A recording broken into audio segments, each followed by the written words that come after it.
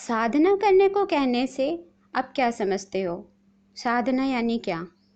पूजा पाठ करना, व्रत उपवास करना, तपस्या करना, एक टांग पे खड़े रहना, ये साधना है। लेकिन मेरी परिभाषा कुछ अलग है। मैं चाहती हूँ अपने जीवन में जो प्रकृति के द्वारा प्राप्त है, प्रकृति के द्वारा हमें क्या प्राप्त है? क्रोध प्राप्त ही है, जन्म से ही है। लोभ जन्म से ही है, मोह जन्म से ही है। राग द्वेष अहंकार, इसे रूपांतरण करके साधना के द्वारा इसमें आमूलचूल परिवर्तन कर दें। क्रोध के बजाय क्षमा ले आएं, लोभ के बजाय सेवा करें, भोग के बजाय ब्रह्मचर्य करें, तो साधना फलीभूत होती है। हमारे जीवन में आचरण दो प्रकार के होते हैं। एक है शुभ आचरण, दूसरा है अशुभ आचरण। अशुभ आचरण की तो बात ही छोड़िए। अशुभ आचरण आप उसे समझें जो प्रकृति के वश में रह के करता है। अब गुस्सा आ गया, कुछ हो गया, क्रोध आ गया, तो हम क्रोधित हो गए, ये है प्रकृति के वश में होना। तो इसे अशुभ आचरण के कैटेगरी में डाल देते हैं। और शुभ आचरण के ऊपर में ही हम ध्यान देते हैं। उसमें भी दो प्रकार के शुभ आचरण हैं। एक है नीच आचरण और एक है परम आचरण। अब नीच आचरण कौन सा हो सकता है? उसे शूद्र आचरण भी कहते हैं, जो परिस्थिति को देखते हुए भयभीत हो जाते हैं, परिस्थिति को देख के प्रलोभनों में आ जाते हैं, या फिर सकाम भक्ति करते हैं, सकाम कर्म करते हैं। ये सारे चीज शूद्र आचरण में आते हैं, नीच आचरण में आते हैं। परम आचरण कौन सा है? जिसमें आप कर्म के फल को नहीं चाहते, निष्काम भाव, निष्काम प्रेम, समष्टि के कल्याण के लिए राग द्वेष के विहीन कर्म करना, इसे परम आचरण कहते हैं। एक्चुअली में सभी चक्रों के विकास के लिए दो संभावनाएं होती हैं। हमारे जो चक्र हैं उसके विकास के लिए एक, हमारे चक्रों में ही प्राकृतिक रूप से ही क्रोध, लोभ, मोह, अहंकार सब हमारे चक्रों में प्राकृतिक रूप से विद्यमान हैं। लेकिन साधना से हम उसमें रूपांतरण कर दें तो साधना कहलाता है। ब्रह्मचर्य ले आएं, सेवा भाव ले आएं, क्षमा भाव ले आएं, दया भाव ले आएं, भय को अभय में बदल दें, द्वेष को प्रेम में बदल दें, ईर्ष्या को करुणा में बदल दें। और अगर ऐसा न हुआ तो साधना में चूक हो जाती है। लेकिन दबाना नहीं है, इसमें एक कंडीशन है। प्रकृति का दिया हुआ जो हमारे अंदर स्वभाव है, संस्कार है, उसको दबाना नहीं है।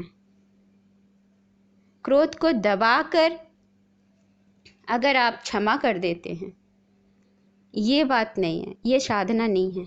ये तो सीखा सिखाया, रटा रटाया, बस पढ़ा पढ़ाया बर्ताव है, व्यवहार है।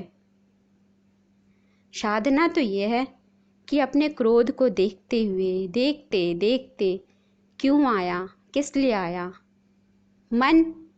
मन की बात पूरी नहीं हुई तो क्रोध आया, तो मन दोषी है तो मन को समझाइए, अगर बुद्धि दोषी है तो बुद्धि को समझाइए, और उसके ऊपर आत्मा है, धीरे धीरे अपने समझ की स्थिति को बढ़ाएं, समझ को बढ़ाएं विवेक के द्वारा। और उसको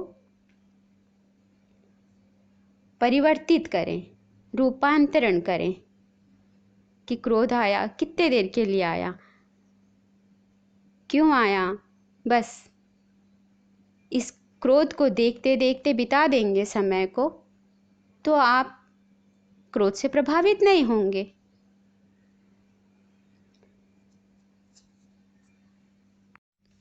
साधना, साधना यानी जागरण, जागृति। हमें जागरण 3 स्तर पर करना है। पहले तो हम जहाँ खड़े हैं, जहाँ स्थित हैं, शरीर के स्तर पर जागरूक होकर रहें, होशपूर्वक रहें।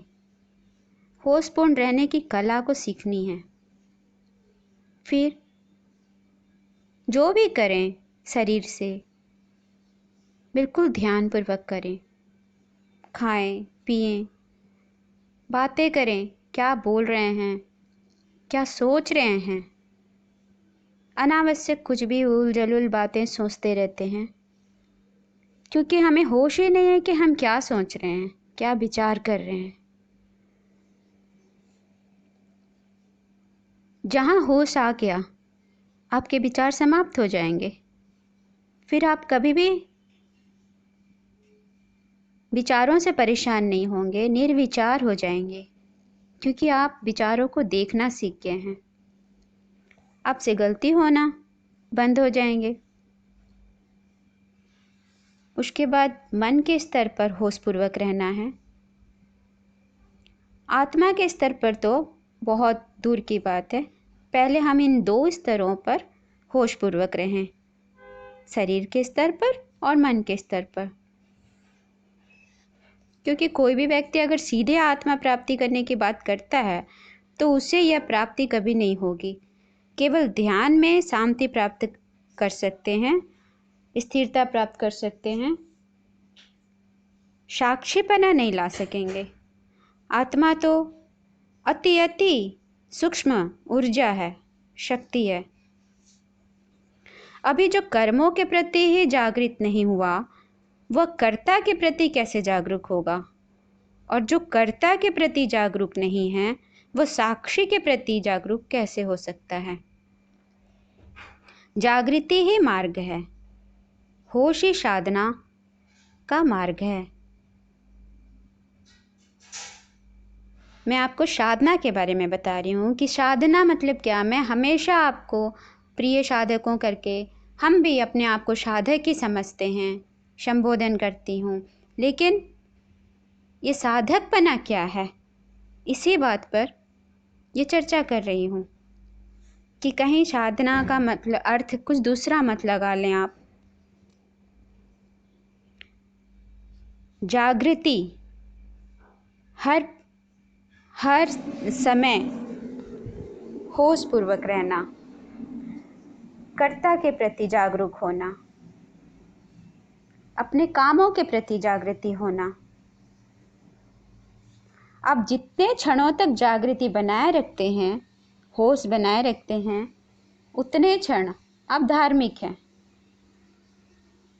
क्षमा करिएगा, बाकी समय हम धर्म में नहीं रहते, अधर्म ही करते हैं। थोड़ा भूलें, थोड़ा याद रहे, थोड़ा होश रहे, थोड़ा थोड़ा भूलते जाएं, थोड़ा बार बार होश में नहीं रह सकते हैं, बार बार भूल जाते हैं। समझो अभी जागृत हुए नहीं हैं, धार्मिक भी नहीं हुए हैं और आध्यात्मिक तो बिल्कुल नहीं हुए। जागरण का मतलब जाग जाना है, अनासक्त होना है। जहाँ कर्म की और शरीर की